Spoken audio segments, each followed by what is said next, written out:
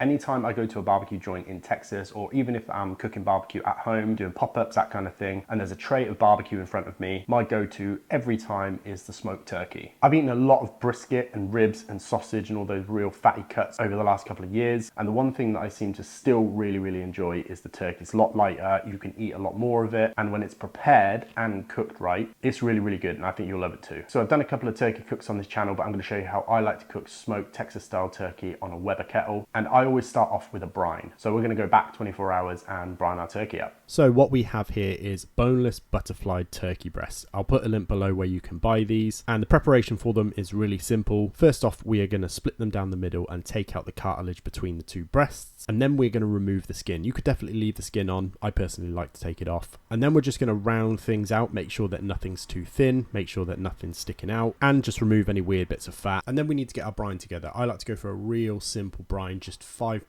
salinity, so that is taking my water weight and then working out what 5% of that water weight is in salt. So I've got around 5 litres of water here, which is around 5,000 grams, and 5% of 5,000 is 250, so 250 grams of salt. This is going to season the turkey breast all the way through, and it's also going to retain more moisture. The salt's going to break down some of the muscle fibers, and it won't be able to push out its internal juices quite as well as it would had we not brined it. So this is going to go into the fridge for about 24 hours, and it should be good to go.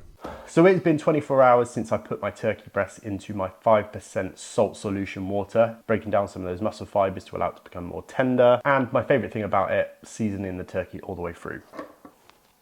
And I use probably the most inappropriately sized container for this brine. So you can really feel the difference in these. They're so much heavier than they were when they went in. They're a lot firmer as well. Try and get as much of that liquid off as possible. Just going to pat them dry a little bit, just so they're not sopping wet. Remember, this has already got plenty of salt in it, so we don't need to add any rubs that have salt. And I'm just going to go on with some black pepper. This is just how I like my Texas style turkey. And I'm going to follow that up with some garlic powder. So this is going to add a little bit of flavour, but more importantly, should help to give us a nice brown colour. Flip it over to the presentation side. Black pepper, followed up by garlic.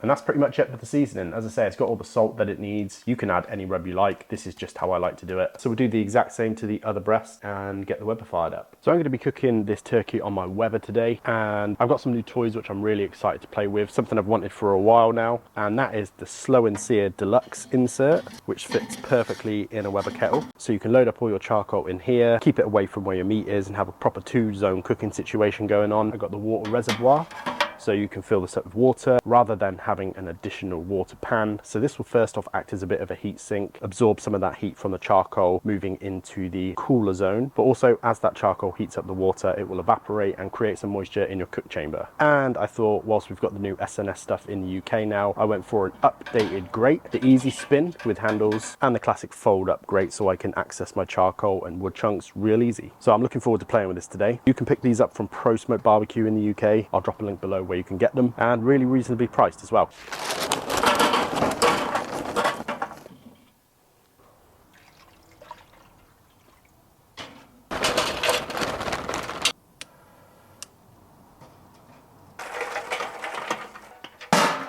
Ooh. So we'll let this charcoal get going. So I think this charcoal's come up to a good temperature. I'm going to put a split of oak on.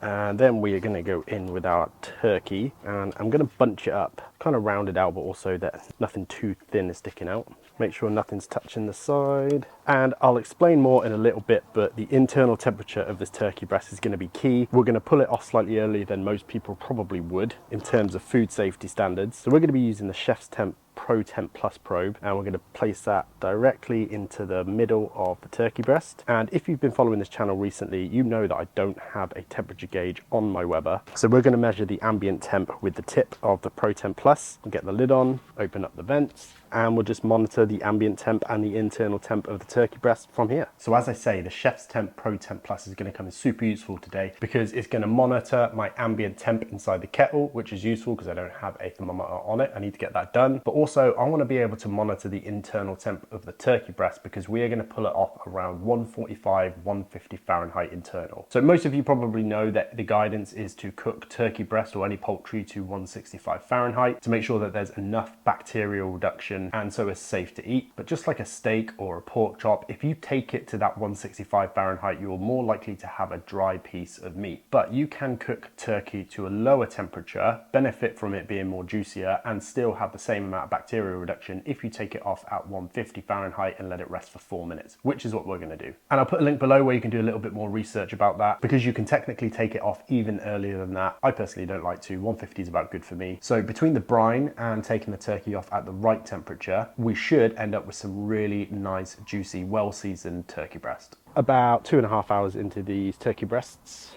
and they are looking very nice. Really nice colour on them. We're rocking around 133 Fahrenheit internal on these turkey breasts. Once they're done, we're going to wrap them up with some butter. But yeah, keep cooking. I'd say another 45 minutes max. Right, so my Pro Temp Plus is telling me these turkey breasts are done. And I'm just going to spot check them with my final touch, and we're good. Pretty much 150 across everywhere, and these have got some incredible colour, real nice and dark. So let's take these inside and wrap them up. So the Pro Temp Plus has done its job, and it's done a really good job. It let me know 5 minutes before it was done, ready to take it off. And again, just look at that colour. That is perfect. It smells delicious. Down straight onto that butter.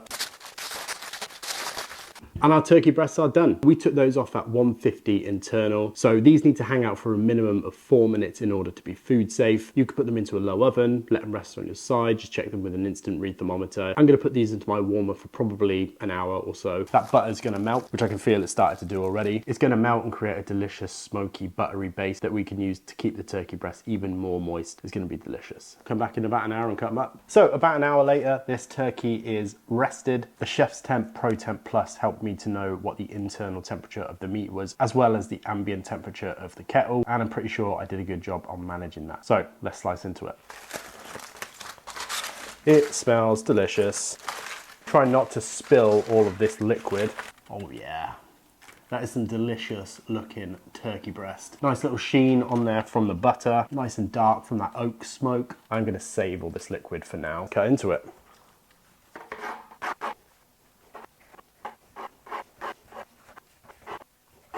That is some delicious looking turkey right there. Just look at that. I really hope that you can see just how juicy that is. It smells incredible. That is perfect. Nice little crust on there from that pepper. Have a little bite. Yeah, that is delicious. Super tender. You can just roll that up and give it a dip in the butter. Oh yeah.